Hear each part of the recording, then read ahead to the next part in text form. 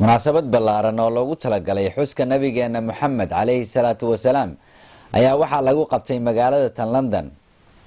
munaasabadaasi ayaa waxa isugu yimid culamaa u diin aad u fara badan iyadoo culimadii halkaas isugu timid ay si aad uga hadleen taariikhda suuban ee nabigeena alayhi salatu wasalaam. sidoo kale munaasabadaasi ayaa waxa qayb ka ahaa caruur aad u yar yar oo iyagu soo bandhigay qasiidooyin ay ku amaanayeen nabigeena Muhammad alayhi salatu wasalaam.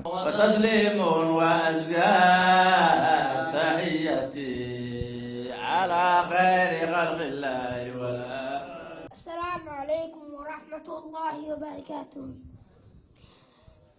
We are here to celebrate the Mawlid of the Prophet sallallahu alaihi wasallam, and I want to talk about the Rasulullah sallallahu alaihi wasallam. One of the Sahaba said, when he described the Prophet sallallahu alaihi wasallam, I saw a man of striking appearance, radiant face, beautifully created.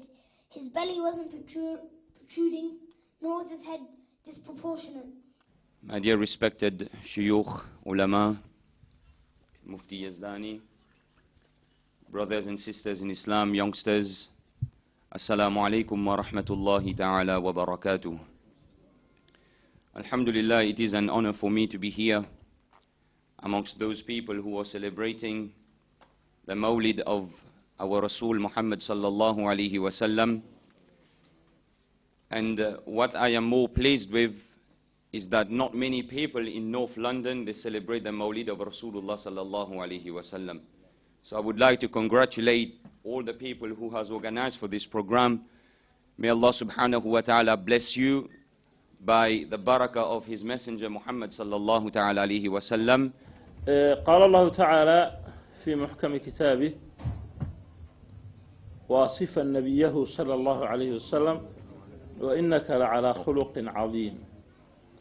إلهي تبارك وتعالى وحو النبي محمد صلى الله عليه وسلم كشاقي إنه أخلاق آدي آد أوين إنه إلهي السيء يعني وحو إلهي كشاقي إنه وين تهانا طبعا وح قياسي كرا انت اللي أكتهي مجيره وحو إلهي النبي أولى بالمؤمنين من أنفسهم هذا قف كستنفتي سوحا أوليسا نبي صلى الله عليه وسلم إنه كهر مريو أيا أوليسا marka taasina waxa ay noqonaysaa waalid buu inoo ahaa sidii waalidka u jeclaan lahayd ama waladkaaga u jeclaan lahayd ayay noqonaysaa nabiga kaleey san dabeecadaas jacaylka noocaas oo kala ah wuu mutayso hadaba waxay tahay xaqeero markaad yaa ayuha alladina aamanu aad maqashid inaad u dhagraadcisid waxa lagu faraayo ama waxa laga reebayo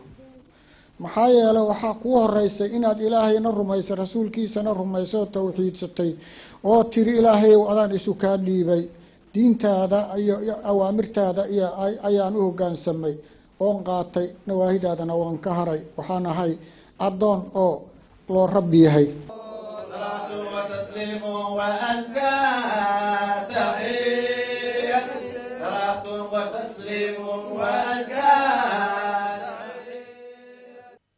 Yusuf Garabay warbaahinta qaranka Soomaaliyeed London.